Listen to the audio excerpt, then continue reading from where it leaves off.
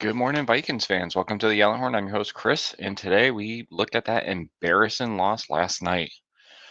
Um, I don't know, disappointment is probably the best way to describe it. I never thought that this team was going to the Super Bowl. I didn't feel that they were a Super Bowl caliber team, especially on the defense and on the offense for the most part. One of the biggest knocks on Sam Darnold has been holding the ball too long, and not making quick decisions. And I, for one, said if he continued his great play throughout the season, they should franchise him and sign him for 1 year, and tag him for 1 year, let JJ sit for another.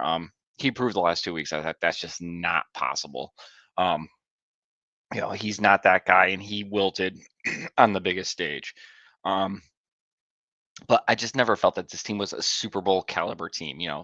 Crazier things have happened, but I just didn't feel that they were great on either side of the ball. Like, if they got into a shootout that they could, hang with the team, the offense I just don't feel was built that way.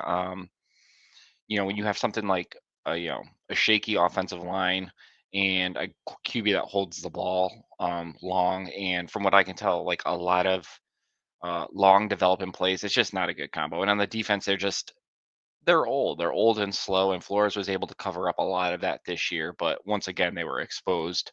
Um, and it is what it is. On the defense, you're going to see a lot of changes next year on the defense. A lot of fan favorites are going to be gone. Harrison Smith if he retires. Um, they're not going to bring back Cam Bynum. Let him go out in the market and hit it. Really on the defense, I mean, you bring back Byron Murphy, maybe Shaq Griffin, um, and then re-sign a couple, a couple players here and there, but. Um, there's no key free agents that they're going to lose, that are, like, really, really hurtful. Um, but let's stay with last night. So, it sucked around. They just got their asses kicked. You saw it on the offensive line, that Sam Darnold got sacked 9 times. I'll probably say, like, 7 of those are on him, just holding the ball too long, being indecisive, and we saw it over the last couple weeks. You've seen guys open in the flats and stuff like that, and Sam's just patting the ball, patting the ball. He was shook. So yeah, going into next season, it's going to be JJ's team if he's healthy. Um, they'll probably bring back Nick Mullins as his backup. Who knows? Um, this team, I'm disappointed in Kevin O'Connell. I know he gets a pass, and people keep saying, well, this is not his team, and this is only his third year.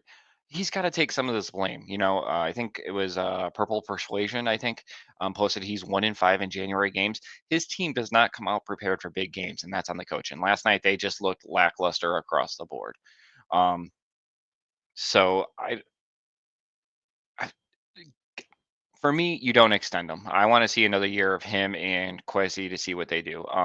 Everybody's like, well, they got 70 mil in cap space. Yeah, they're going to have 70 mil in cap space, but they don't have any picks. I mean, they have what, 2 or 3 picks maybe in this year's draft, and they have a habit of not hitting on them. You can't build a team just through free agency. This isn't baseball. You're not going to be able to buy a caliber winning team. Um, so they got to find a way to get draft picks back, and they got to find a way to start hitting on them. Um, I I think KOC has an ego problem, not an ego problem, but like he sticks to his game plans way too long. He didn't do much to help Sam last night, and he hasn't most of the season. When you have a QB that holds onto the ball too long, you got to find a ways to get it out of his hands quicker. I mean, granted, last night Sam was missing screen passes. Like Aaron Jones couldn't catch a ball, Sam couldn't hit him in stride. Like it was a mess. But why do we keep giving KOC a pass? Like, is he gonna feel any heat? I'm not saying like be on the hot seat. Like he is a good coach. The players love him, but I think he gets too much credit for what happened in LA with the Rams. Because let's be honest, McVay called the plays there. Yes, Kevin O'Connell he held the title of, offensive coordinator, which is what Wes Phillips does. But we don't put any blame on Wes Phillips. He has his weekly meetings, but it all goes on KOC. He's the coach. He calls the plays. That's where it is. Um, I don't know what this team does going forward. Again, this whole cap space and draft things is going to be interesting to see how they do it. For me, I feel like they need to get some goons, get bigger in the middle, get bigger in the trenches on both sides of the ball because they just get pushed around. I had said it in a podcast earlier last week that I think this team is soft and they again, played it last night. Like you could just see the players' body language once they started getting hit in the mouth or came out. They just I don't want to say quit, but they just got pushed around, and um, again, it's a disappointing loss across the board. It was embarrassing. That's the biggest thing about it. Like I didn't expect this team to win the Super Bowl, but to come out flat like that on national TV in two big games back to back, um, that falls across everybody. There's not one player that is, not to blame in that. That's from the coaching down. It's going to be a long off season. They're going to have some tough decisions to make. Um, let's hope JJ's healthy. The team's going to regress next year. You're not going to win 14 games again next year. Um, and they're going to have a lot of holes to fill. We saw that last night. That cap space is going to it's the Vikinologist. The the the cap space is going to get dried up really, really quick. They do have one of the best cap guys in the league, so they're going to get their money's worth. But I do think you're going to see some bargain shopping um, again from Quessy and company. You're gonna wait to day two of free agency to see what's out there. And don't get me wrong, he's good at finding value. So I mean, that's one bright spot. I mean, look what he did with Grenard. Look what he did with Van Ginkel. Cashman.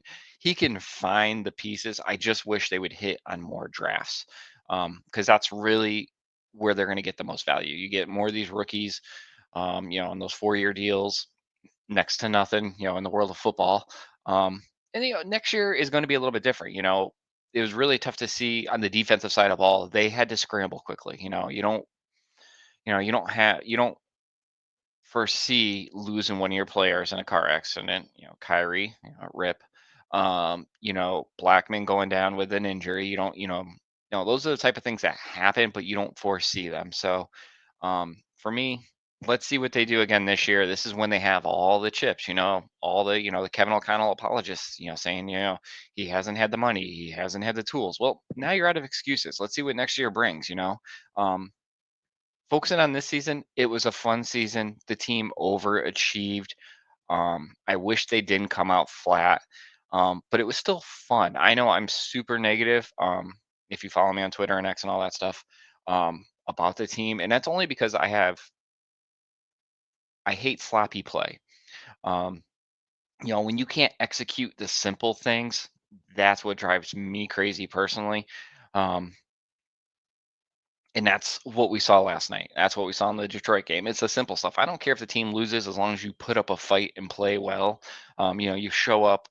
Heartbreak losses suck, but they're easier to get over, or one or two plays go your way. It's easier to justify or feel better about.